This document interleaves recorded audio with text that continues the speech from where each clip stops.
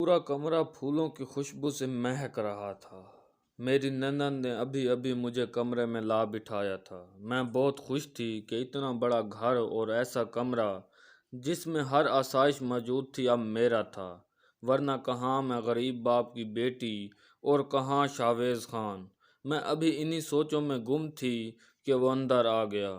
میری دھڑکن تیز ہونے لگی اور میں اپنے آپ میں سمٹ چکی تھی، لیکن کمرے میں آتے ہی میرے شوہر نے مجھ سے کلام کیے بغیر ہی کالا دھاگا میرے ہاتھ میں باندھنا شروع کر دیا۔ ابھی میں اس دھاگے کے سحر سے نکلی نہ تھی کہ اچانک میرے شوہر نے میرے سر پہ انڈا توڑا، اس کی زردی میرے پورے چہرے پر مال دی۔ میں دھک سے رہ گئی۔ مجھے تو اس وقت اپنی جان خطرے میں محسوس ہوئی۔ میں نے فوراً اپنے شوہر کو دھکا دیا اور وہاں سے بھاگ نکلی۔ میں بہت حیران تھی۔ آنسو میری آنکھوں سے ٹوٹ کر بکھر رہے تھے۔ بھلا ایسا بھی ہوتا ہے پہلے دن کی دلہن کے ساتھ؟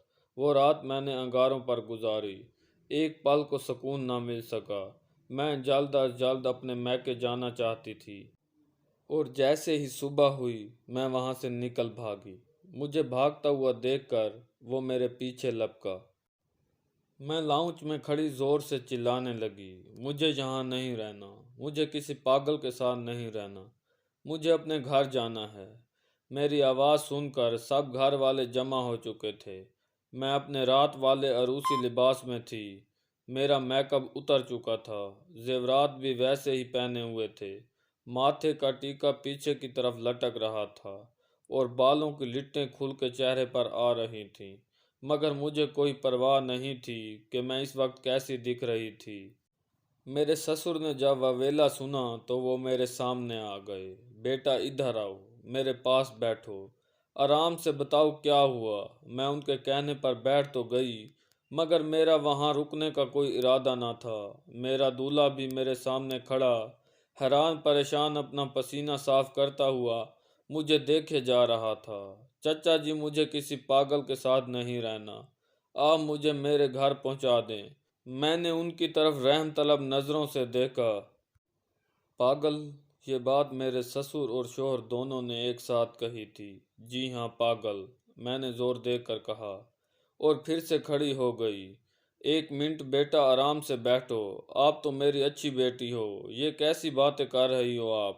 وہ پھر سے مجھے بٹھا کر بولے۔ سب لوگ مجھے حیرت سے دیکھ رہے تھے سوائے میری ساس کے۔ شاید وہ سب کچھ جانتی تھیں یا ایسے ہی چپ تھیں، لیکن میں نے کسی کی بات نہیں سنی اور پھر سے رونا شروع کر دیا۔ تب میری ساس نے اپنی زبان کھولی اور انتہائی سپاٹ آواز میں بولی، شاویز، اسے چھوڑ آؤ اس کے گھر۔ ان کی بات سے مجھے کچھ سکون ملا، مگر میں نے جلدی سے کہا کہ میں شاویز کے ساتھ نہیں جاؤں گی، مجھے ڈرائیور کے ساتھ بھیج دیں۔ چچا بھی میری حالت دیکھ کر افسردہ تھے اور سر جھکا کر ڈرائیور کو آواز دینے لگے، جبکہ شاویز نے سب کو حیرت سے دیکھا اور پیر پٹکتا وہاں سے چلا گیا۔ میں وہاں سے تو نکل آئی تھی، مگر میرے باپ کے گھر بھی مجھے جو کچھ جھیلنا تھا وہ بھی بہت تکلیف دہ تھا۔ میرا نام ملائکہ ہے اور میں ایک اسکول ٹیچر کی بیٹی ہوں۔ جب سے ہوش سنبھالا ہے اپنے باپ کو ماں پہ ظلم کرتے دیکھا ہے۔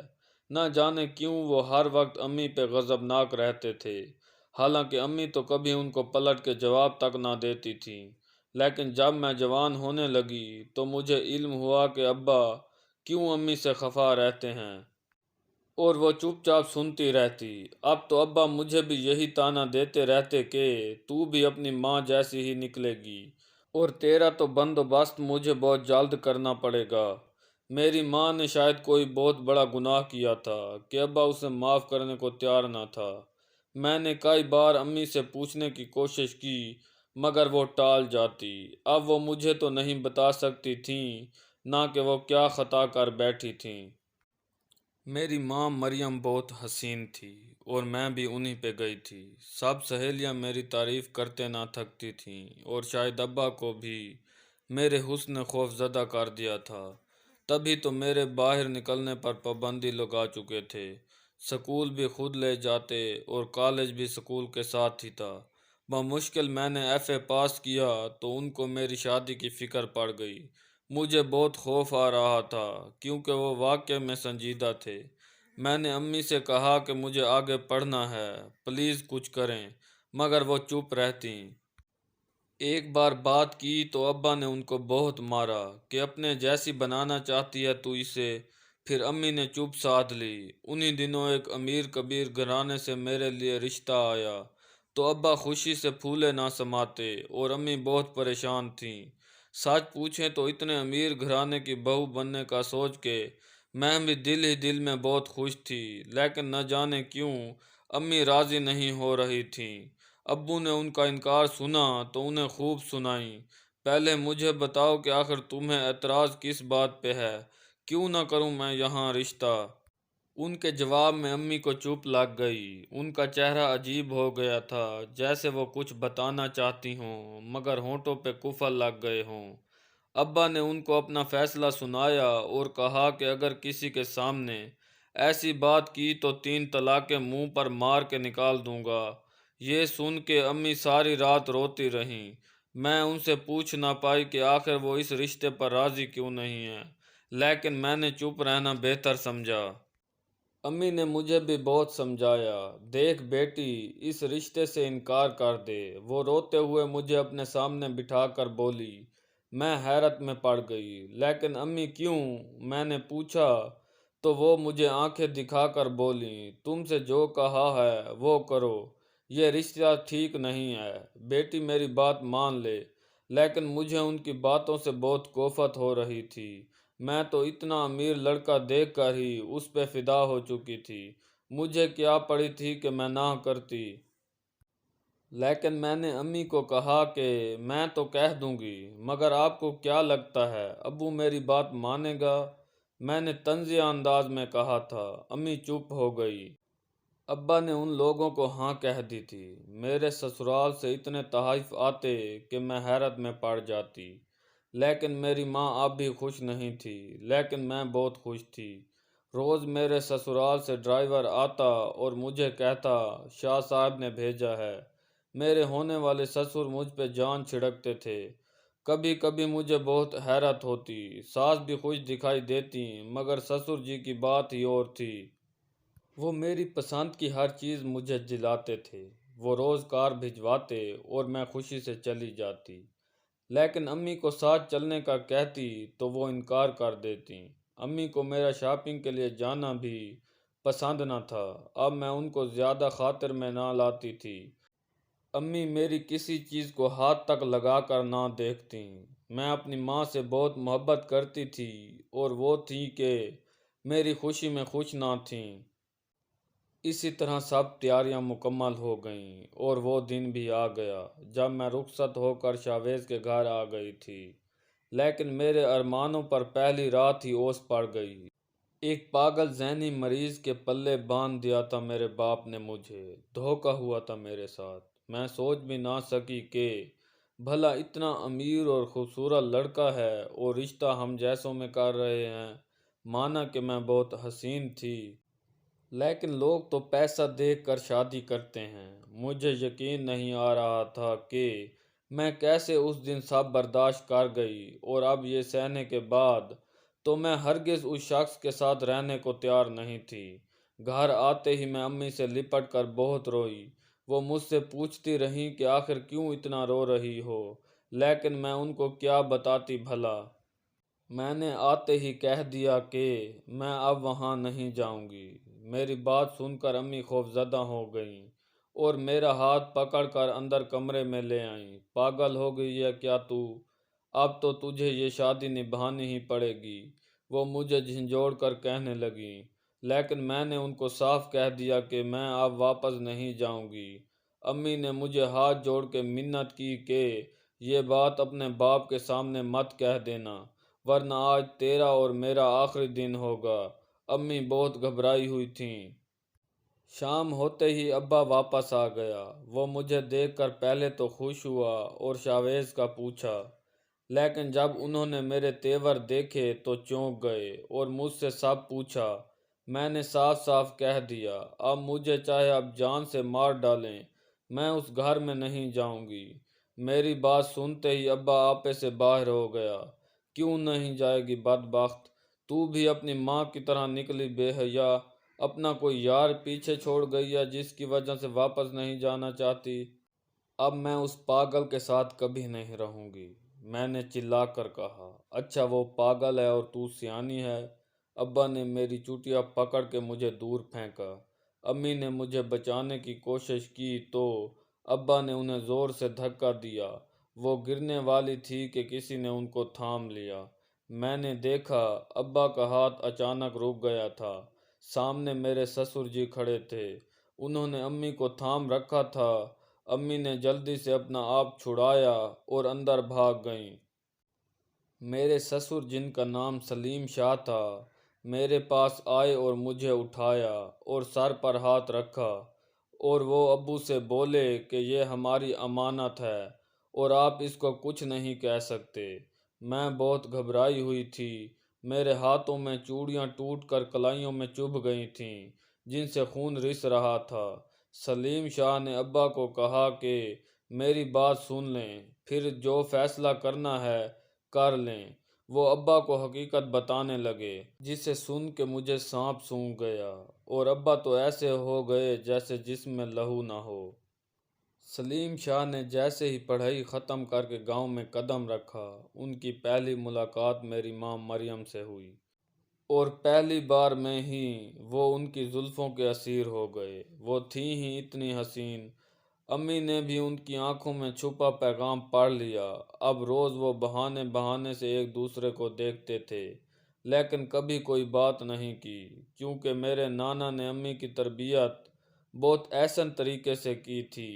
امی اچھے برے کو جانتی تھیں، انہیں علم تھا کہ کسی نامحرم سے ملنا یا بات کرنا بری بات ہے۔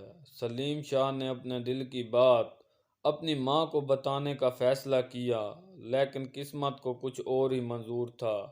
جیسے ہی سلیم شاہ نے اپنے والدین سے مریم کی بات کی تو حویلی میں ہنگامہ مچ گیا، اور ان کی والدہ نے مریم کے والد کو بلوا کر خوب ذلیل کیا۔ ان کی بیٹی کو گالیاں دیں کہ وہ لڑکے پھنساتی پھرتی ہے۔ یہ بات میرے نانا برداشت نہ کر پائے اور اسی دن گاؤں چھوڑ کر اپنے بھائی کے گھر شہر چلے آئے۔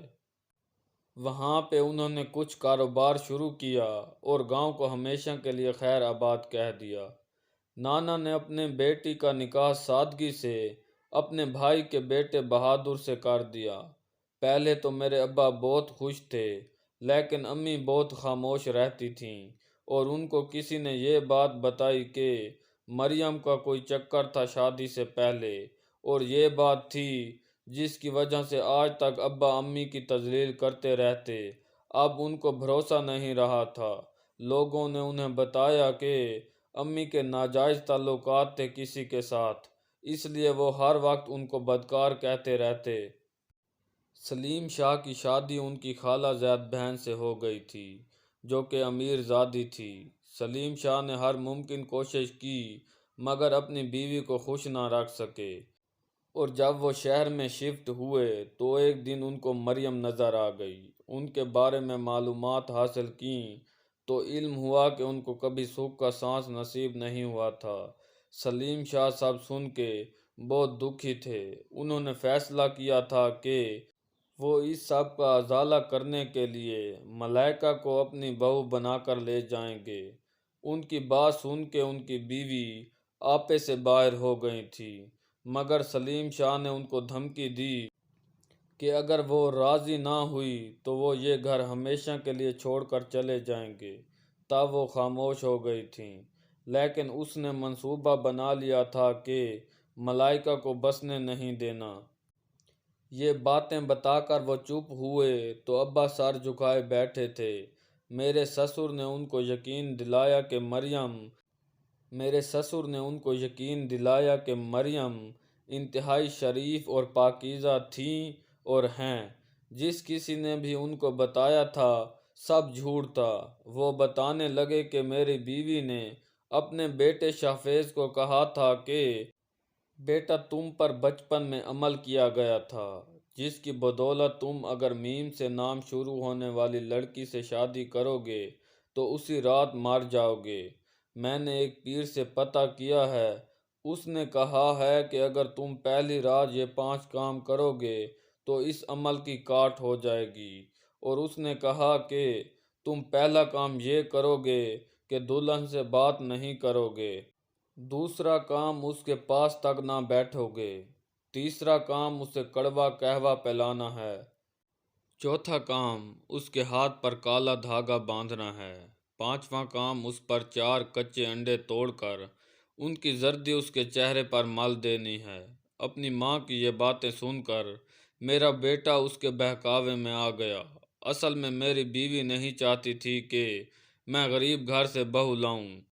مجھے علم نہ تھا کہ اس عورت کے دماغ میں کیا چل رہا ہے۔ وہ چاہتی تھی کہ دولہا پہلے دن کی دلہن پہ یہ 5 عمل کرے گا تو کوئی بھی لڑکی اس کو پاگل سمجھ کر بھاگ جائے گی، اور اس طرح وہ اس لڑکی سے چھٹکارا پا لے گی جسے میں نے پسند کیا تھا۔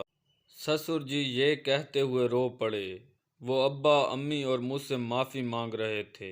آج پہلی بار ابا خاموش تھے اور انہوں نے اچانک امی کے قدموں پہ ہاتھ رکھ کر معافی مانگی۔ وہ شرمندہ تھے کہ ایک انسان کی باتوں میں آ کر انہوں نے اتنے سال ان کو اذیت میں رکھا تھا۔